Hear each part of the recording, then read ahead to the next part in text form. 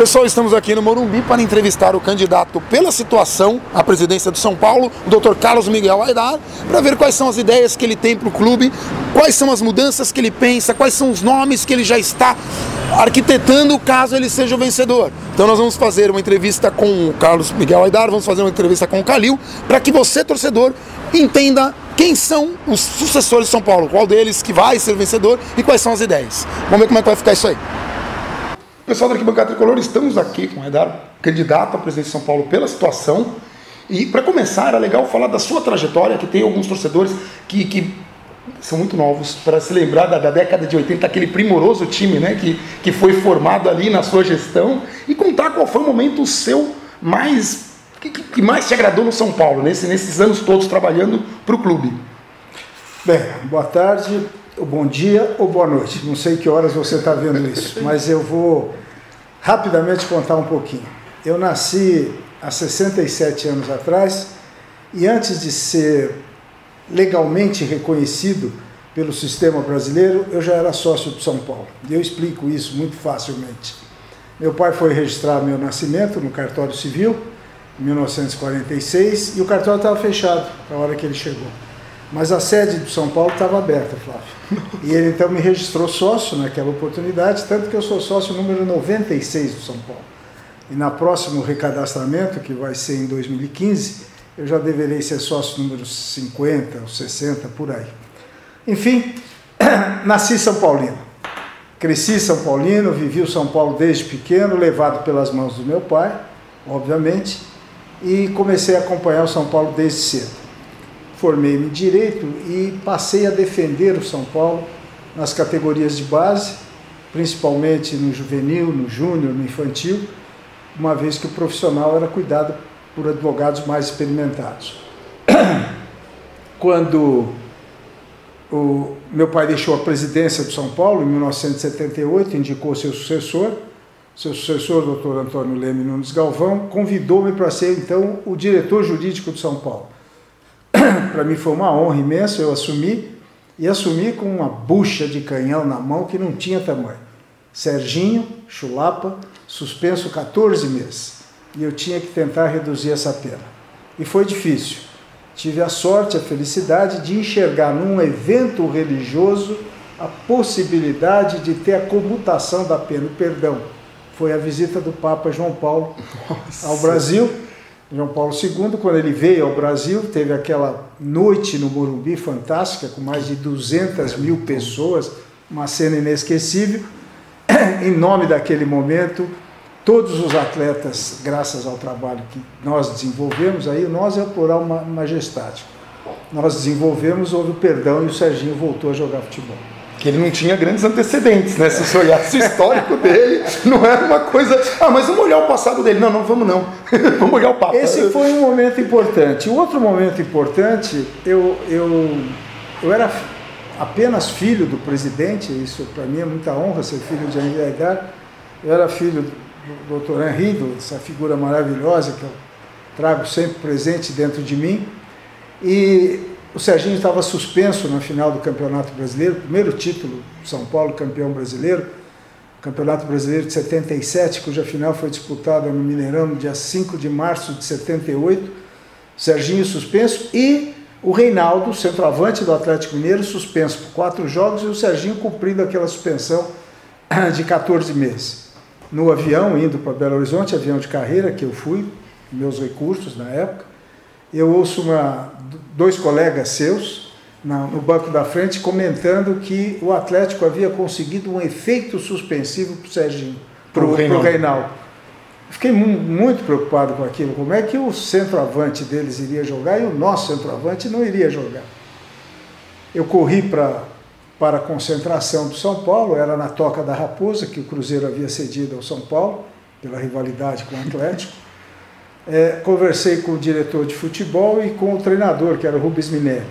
Porque meu pai estava vindo de avião junto com o presidente da CBD, Almirante Heleno Nunes, e com o presidente da Federação Paulista de Futebol, que era dono da Votorantim, o Antônio Hermílio de Moraes. Aliás, José Hermílio de Moraes.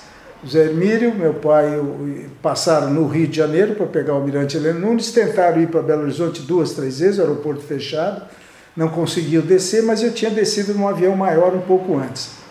Finalmente, o Almirante Heleno Nunes desistiu de ir para Belo Horizonte, alegou, depois eu fiquei sabendo disso, que aquilo era alguma mensagem de Deus, que ele não deveria ir para Belo Horizonte, e resolveu ficar no Rio de Janeiro. O avião tentou mais uma vez, aí o Antônio Hermílio desistiu também e deixou o avião à disposição.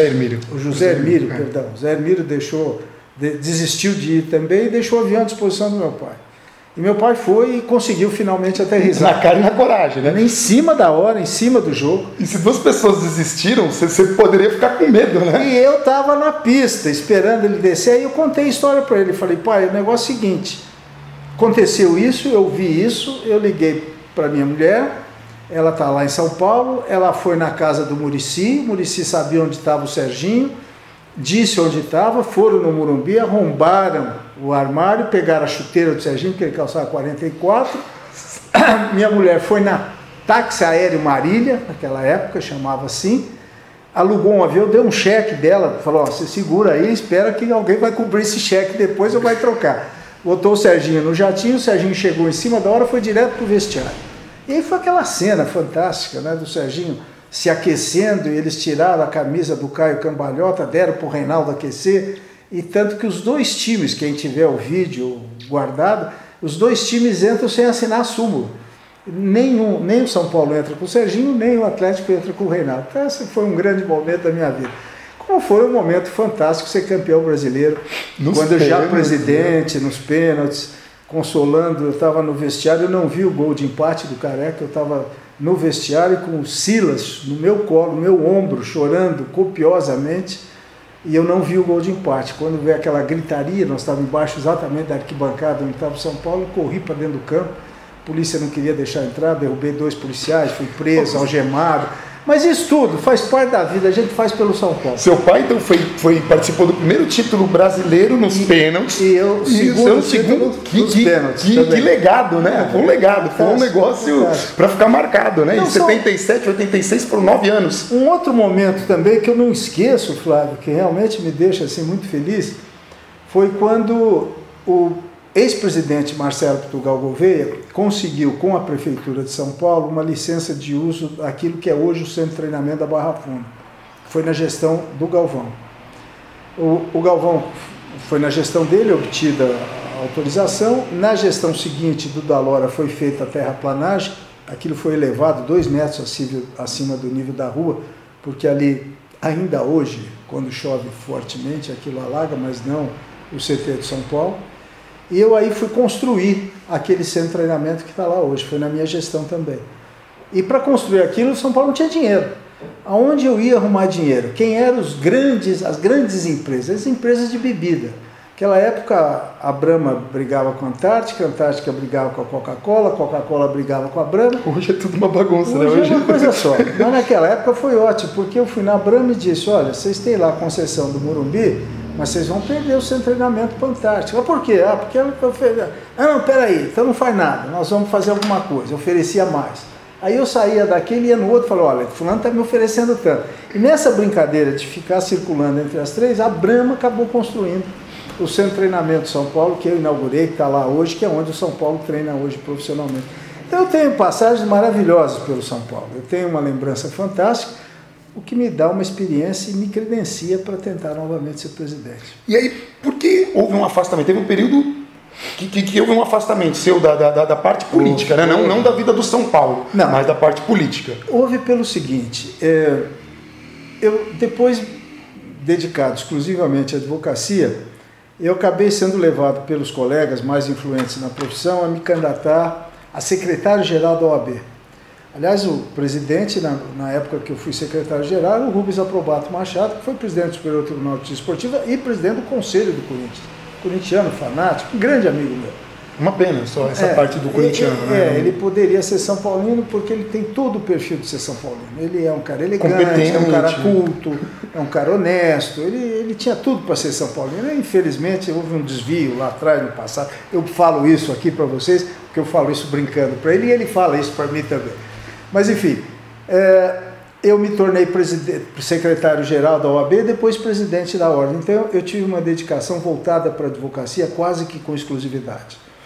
Tornei-me sócio de um grande escritório de advocacia, do qual eu saí faz 2 anos e meio atrás, nós estamos agora em 2013, eu saí em 2011, montei meu escritório, né? Saí com 70 pessoas daquele escritório, montei o meu escritório. Hoje eu tenho 260 pessoas sob meu comando, tenho 110 advogados trabalhando no escritório, e isso fez com que eu me afastasse do cotidiano de São Paulo, mas não das grandes questões de São Paulo. Nunca deixei de ser um conselheiro do Juvenal, naquilo que o Juvenal me pedia, não era um oferecido de vir aqui falar. Quando ele pedia, eu dava meus palpites, minhas opiniões. Advoguei as causas mais complexas, ou ainda advogo as causas mais complexas do São Paulo, como reforma estatutária, como proibição de shows musicais no Morumbi, enfim, essas questões mais polêmicas sou eu que cuido. Cuido de toda a parte de ressarcimento da indenização de formação de atletas que o São Paulo formou e espalhou pelo mundo. Cada transferência internacional ou local que acontece, São Paulo tem uma participação, eu vou atrás com a minha equipe de direito esportivo, enfim. Eu não perdi contato nenhum com o São Paulo, eu só não tive a frequência física aos eventos sociais do São Paulo, coisa que eu retomei recente, exatamente por conta da candidatura que apareceu para mim, não que eu me coloquei candidato, mas que surgiu como um apelo da situação para que eu fosse o porta-voz de todos. E é o desafio que eu aceitei agora. E da primeira parte polêmica, né, o Juvenal teve esse 3º mandato, que todo mundo apoiou, inclusive todo mundo confessa ter apoiado, que entendia que era o melhor momento, e o São Paulo estava naquela expectativa do Morumbi na Copa e tal. Então a pergunta é dupla, né? O Morumbi na Copa atrapalhou o momento do São Paulo, e o 3º mandato Juvenal, hoje, vendo agora que ele já aconteceu, ele foi uma coisa mais benéfica ou mais maléfica para o clube, independente do que o Juvenal tenha acertado ou errado. Duas análises distintas, Flávio. Flávio ou Bandana? O pessoal me chama de Bandana, acho que pode ser Bandana mesmo já. 2 momentos distintos, Bandana. O Juvenal administrador e o Juvenal no futebol. O Juvenal como administrador, como presidente do clube, ele foi fantástico, ou está sendo fantástico. O Morumbi é um outro estádio hoje. E quem diz isso não sou eu. É Lauro Natel, que presidiu o São Paulo na época da construção do Morumbi. O Morumbi está absolutamente modernizado, reformado, pronto para receber todo e qualquer grande evento, apenas ele não tem aquilo que o conceito moderno de estádio tem, que é a proximidade da arquibancada da linha de jogo. Ele tem aquela distância maior e tem aquela pista de atletismo no seu entorno, que hoje não é o modelo adequado, mas que nada impede que amanhã venha a ser. Porque a gente precisa ter presente, quem está nos ouvindo e está nos vendo agora, que essas coisas mudam ao sabor dos interesses das grandes empreiteiras. Essas obras todas que acontecem no interesse dos grandes grupos econômicos de empreiteiras que desejam fazer obras. Então, o conceito moderno é esse. Nada impede que daqui 5, 10, 15 ou 20 anos o conceito volte a ser aquele do distanciamento. Mas, enfim... Até por questão de segurança, né? E outras coisas. Basta acontecer o primeiro desastre de uma torcida invadir, porque hoje não tem nenhuma proteção da torcida. Aconteceu no Grêmio, né? Aconteceu Qualquer invasão dessa que resulte numa morte, tomara que isso nunca venha a acontecer, mas qualquer coisa próximo disso vai trazer um problema muito grave, eu não tenho a menor dúvida. Enfim, o Juvenal como administrador, como presidente do clube, preocupado com a gestão, e o centro de treinamento de Cotia, o centro de formação de atletas Lauro Natel, lá em Cotia, que aquilo é uma maravilha. Aquilo eu tenho um projeto de transformar numa unidade autônoma de produção de negócios para São Paulo. Né?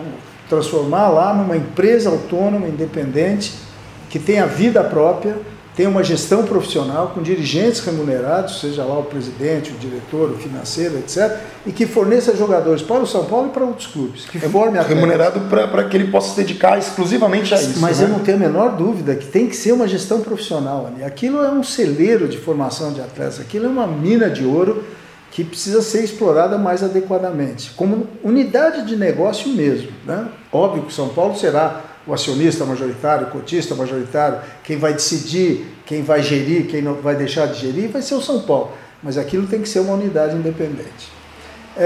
Então o Juvenal fez o centro de treinamento de Cotia, foi com o terreno, 220 e poucos mil metros quadrados, foi comprado na gestão do Marcelo Portugal. O Juvenal construiu tudo aquilo, tudo dentro da lei de incentivo ao esporte, quer dizer, foi buscar dinheiro público, né, para fazer aquilo, que é a renúncia fiscal, ou seja, o São Paulo não teve que botar a mão no bolso para construir aquilo. E agora o São Paulo tem um desafio pela frente, que é uma coisa que eu estou segurando. Pedi ao Juvenal que esperasse um pouquinho, aliás, estou dando essa informação para você em primeiríssima mão, porque eu tive acesso aos contratos que o São Paulo está para assinar pela cobertura do estádio e a arena multiuso de 25 mil lugares, com ar-condicionado fantástico, estacionamento para 2.000 veículos, tudo mais.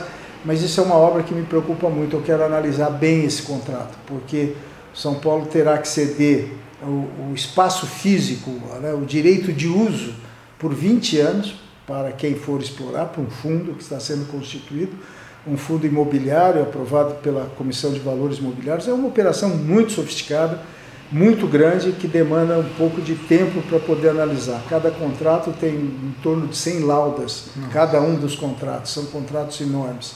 Enfim, o Juvenal como dirigente, em termos de São Paulo, patrimônio, beleza, conteúdo, modernização do estádio, construção de Cotia, o Juvenal foi, sem dúvida nenhuma, o melhor presidente nessa época contemporânea. Por isso todo mundo apoiou pensando na Copa. Exatamente. Foi esse o motivo que eu propus ao Conselho e eu sustentei no Judiciário a necessidade de um terceiro mandato, que na realidade foi uma criação jurídica minha, que seria o segundo mandato de 3 anos, e não um terceiro mandato. Por causa O primeiro foi de 2, o segundo de 3, o terceiro de 3. Então, era uma reeleição de 3. Há quem questione isso, e eu até respeito os questionamentos, mas, na verdade, o São Paulo não tinha alternativa. Ou era o Juvenal, ou nós íamos perder tudo isso que nós temos hoje aqui. Agora, no futebol, o Juvenal foi o melhor diretor de futebol da história do São Paulo. Superou até Manuel Poço, que foi um diretor do passado que certamente os jovens não conhecem, foi diretor de futebol da época do meu pai. O Juvenal foi o melhor diretor de futebol. Eu consegui fazer a gestão que fiz como presidente de São Paulo porque eu tinha o Juvenal Juvencio na diretoria de futebol. Eu consegui fazer o Clube dos 13 porque eu tinha o Juvenal Juvencio segurando o futebol e eu tinha tempo de articular politicamente o movimento nacional, peitar a CBF, fazer campeonato, vender o horário que a gente queria, pôr o árbitro que a gente queria, o regulamento que a gente queria, com o número de times que a gente queria, enfim. Nós deitamos e rolamos, fizemos o que conseguimos fazer, criando o Clube dos 13, negociando com televisão, negociando patrocínio master coletivo, enfim. Fizemos aquilo que nos era defeso quer dizer permitido, né, pela legislação, ou seja, gerir independente, autonomamente o nosso futebol. E éramos 13, né? Quando fala... Escolhemos o horário, era difícil. Você comandar Paulo Doni, presidente do Grêmio, Márcio Braga, presidente do Flamengo, Vicente Mateus, presidente do Corinthians. Folclórico, né? Folclórico, Vicente. O Vicente era contra tudo. Eu, Vicente, por quê? Se é bom para vocês, é ruim para o Corinthians. Era o princípio dele. Então você tinha que perder 1 hora para convencê-lo de que aquilo era bom para o Corinthians também. Então ele demorava, ele era desconfiado, era o estilo dele, a gente tem que respeitar as pessoas. Funcionou, né? Funcionou bastante para eles. Ele saneou as finanças do Corinthians mais de uma vez, as 2 vezes que foi presidente. Enfim, eu só consegui isso porque eu tinha um grande diretor de futebol. Por que o Juvenal não foi tão bem no futebol, na minha avaliação? Eu nem falo isso para ele, mas ele certamente vai saber dessa nossa entrevista, Bandana. Porque ele teve que cuidar da política interna do clube, ele teve que cuidar da política externa do clube na relação com a Federação Paulista, na relação com a CBF, na relação com a televisão na venda de direitos. Que era a Globo, né? A Globo, que continua sendo a Globo. Ele teve que cuidar dos processos eleitorais do Clube dos 13, que ele foi vencedor. Ele tinha que cuidar da presidência do São Paulo, do esporte amador do São Paulo, do aspecto social do São Paulo, e ele não perdeu o cacuete de diretor de futebol. Só que antes ele era só diretor de futebol. Aí quando ele teve dividida a sua atividade em 9 funções, ele se deixou sucumbir. Não teve forças para segurar tudo com a mesma Até porque ele comprou com a mesma estrutura. Ele comprou muitos adversários nesse período. Ele brigou com a CBF, ele brigou com a Paulista, ele brigou com a Globo, ele brigou no Clube dos 13, ele reatou, brigou de novo, enfim. O Juvenal, aliás, tem uma reportagem que saiu outro dia no Jornal de São Paulo, que diz assim, Deus não me deu, como é que é mesmo? Não me deu o quesito do medo, Deus não me presenteou com o quesito do medo. Realmente o Juvenal é um homem muito corajoso.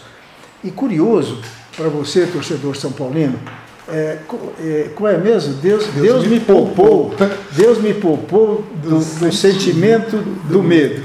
Estado de São Paulo foi? Estado de São Paulo. Deus me poupou do sentimento do medo. Realmente o Juvenal é um corajoso, ele não tem medo de absolutamente nada. E há um episódio curioso, São Paulino em especial. Quando eu assumi a presidência, e isso está no Estatuto de São Paulo até hoje, você tem 30 dias para constituir a sua diretoria. E eu queria o Juvenal diretor de futebol. E o Juvenal não queria de jeito nenhum ser diretor de futebol. Quanto mais eu insistia, mais ele dizia não. Quanto mais eu punha amigos comuns, mais ele relutava em aceitar.